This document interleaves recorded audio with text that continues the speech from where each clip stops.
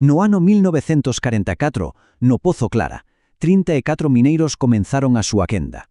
O que non sabían é que nunca volverían a sair. Hoxe imos analizar a fondo unha traxedia que xamais debeu ocorrer para entender as leccións que, por desgraza, nos deixou. Esta frase é moito máis que un recordo, é en realidade o principio que debería guiar toda a prevención de riscos. Vimos analizar un accidente que demostra o prezo tan alto que se paga cando se ignora este principio. É unha homenaxe, claro que sí, pero sobre todo é unha advertencia. Ben, esta vai ser a nosa folla de ruta. Primeiro, reconstruiremos o que pasou. Despois, analizaremos as causas e os fallos de seguridade, pero coa lei actual na man. A continuación, avaliaremos o nivel de risco e, o máis importante, veremos como se podería ter evitado todo. Para entender o que pasou, temos que viaxar no tempo, a España da posguerra, un país illado en plena autarquía onde o carbón era un recurso estratégico. A presión por producir, por sacar carbón a calquera prezo, estaba por riba de case todo, incluída, por suposto, a seguridade da xente que traballaba ali. Pois sí, estamos no Pozo Clara, e as condicións de traballo eran terribles. Falamos de xornadas de ata 12 horas. Para estes 34 homes, era un día máis baixo terra, sen ter nin idea de que ia ser o último. E aquí é onde entra en xogo o gran inimigo da minería de carbón, o grisú. Que é o grisú? Pois unha mezcla de gas metano e aire que, en certas concentracións, é, unha bomba.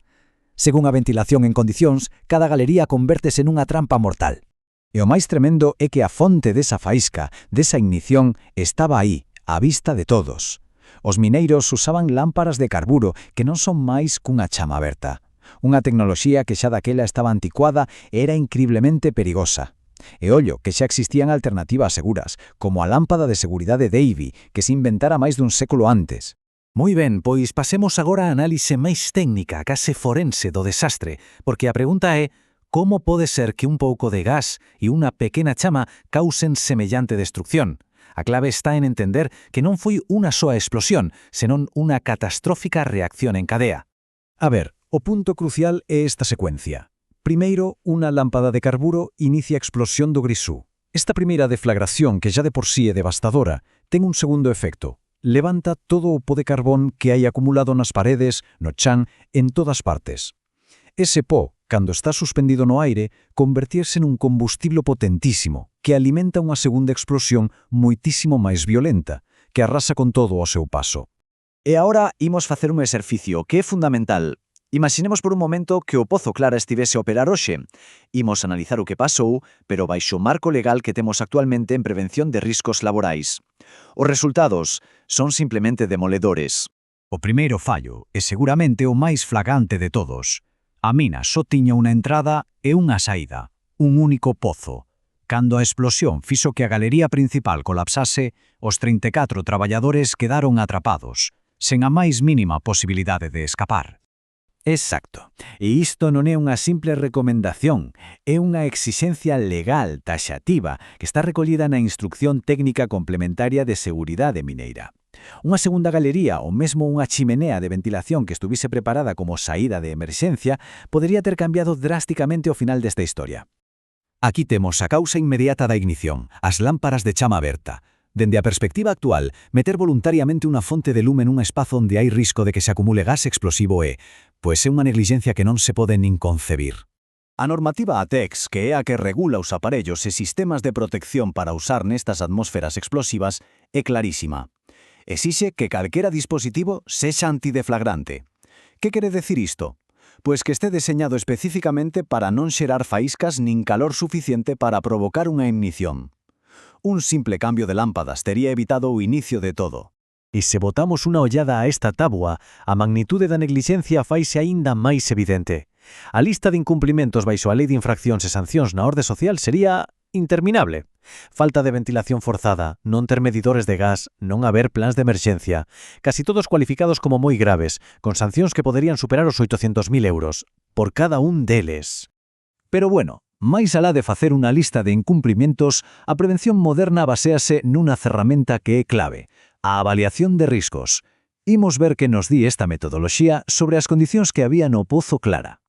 Segundo a Lei 31/1995 de Prevención de Riscos Laborais, esta avaliación é a pedra angular de toda a xestión preventiva.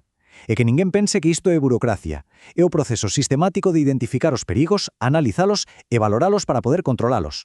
Fixadevos nesta matriz que é a ferramenta que usamos. Por un lado, a probabilidade de que houvese unha explosión era, como mínimo, alta. Por qué? Pola presenza constante de grisú e polo uso de chamas abertas. Por outro lado, as consecuencias, pois xa as coñecemos, extremadamente daninas, a morte de múltiples traballadores. Cando cruzamos estes dous factores na táboa, só hai un resultado posible e inequívoco. Cando un risco se clasifica como intolerable, a acción ten que ser inmediata e non é negociable. A actividade non pode comenzar, nin siquiera continuar, hasta que ese risco se reduza a un nivel que sexa tolerable.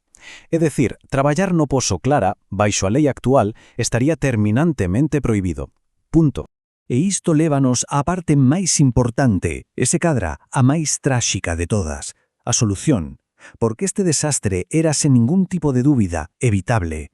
E o máis duro é que as tecnoloxías para evitalo xa existían en 1944. É que non estamos a falar de tecnoloxía espacial. A análise técnica conclúe que con aplicar só 3 medidas básicas, sinxelas e disponibles na época, a traxedia teríase evitado por completo. 3. Só 3. A ver, primeiro, un sistema de ventilación mecánica forzada para que a concentración de grisu nunca chegase a niveis perigosos. Segundo, substituir as lámpadas de carburo polas de seguridade antideflagrantes. E terceiro, unha segunda vía de evacuación. Só con isto, a cadea que provocou o accidente romperíase en varios puntos. E así chegamos á conclusión. Mais alá de toda análise técnica e legal, cal é a lección fundamental que nos deixa a memoria do Pozo Clara e dos seus 34 mineiros? Poderíamos pensar que isto é un suceso de hai moito tempo, producto dunhas circunstancias moi concretas e xa está. Pero iso sería ignorar a lección máis importante, a complacencia. Pensar que a min non me vai pasar, a presión por producir por riba da seguridade. Son perigos que non desaparecen co tempo, só cambian de forma, cambian de industria. O verdadeiro legado destas 34 vidas perdidas é a conciencia de que a seguridade nunca, xamais, pode ser negociable. Non é un papel que hai que encher, nin un trámite que cumprir. É o compromiso colectivo que garante que cada traballador, ao rematar a súa xornada, poida volver a casa. É, en definitiva, como decíamos ao principio, o precio da civilización.